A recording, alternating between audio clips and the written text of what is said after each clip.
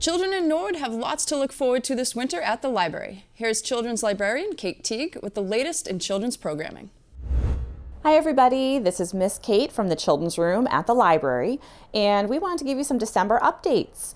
I know we're not in our usual space, we're not actually in the Children's Room, but this space is very special in the library. This is actually the trustees' room, and long ago, many people might remember that this used to be what was known as the intermediate room, which was sort of what we used to call young adult. So yeah, the children's room used to be upstairs on the third floor of the library, and so did the intermediate room. We actually now have a young adult hallway downstairs in the main part of the library, so this is now our trustees' room that we use for meetings. But it's super fun to be up here to give you guys an update about what's happening at the library. In December, we're going to be doing more online programs and take-home programs. And then in January, we are going to be starting with our in-person programs for children here at the library. We are going to be having reduced capacity for all of our programming, and they would all occur in our second floor Simone room so we can give everybody enough space. We're going to ask folks to be masked, and the staff will be masked too. But we are really excited to do in-person story times. We're really excited to do in-person alphabets. We're thinking of having a building block program for our friends who love STEM and who love to build.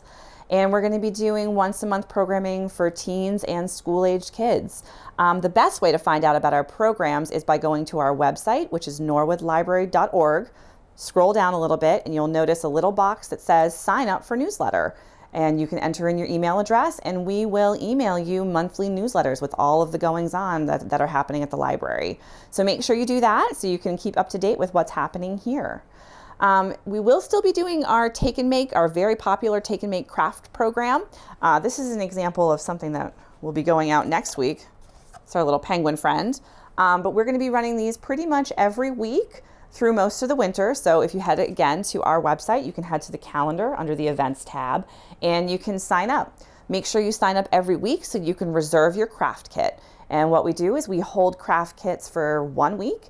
And if you don't come and pick it up, that's okay. We'll just give it to somebody else who's interested after that week passes. So that's our craft program for pretty much the rest of the winter. So everybody, I thought it would be kind of fun to do a little roundup of some new books that we just got in the children's room. So I have 3 picture books that I think are going to be really awesome to read this winter. The first one is called Outside, Inside.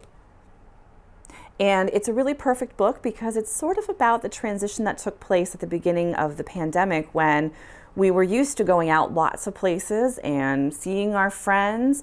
And the transition we went to being inside and having to stay at home with our families and how we've sort of coped with that.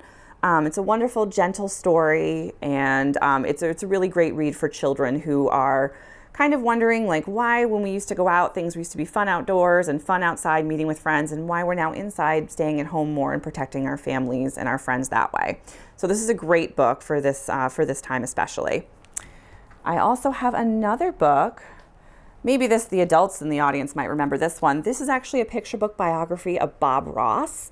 For those of you who are too young to remember Bob Ross, he was a painter who had his own show on PBS.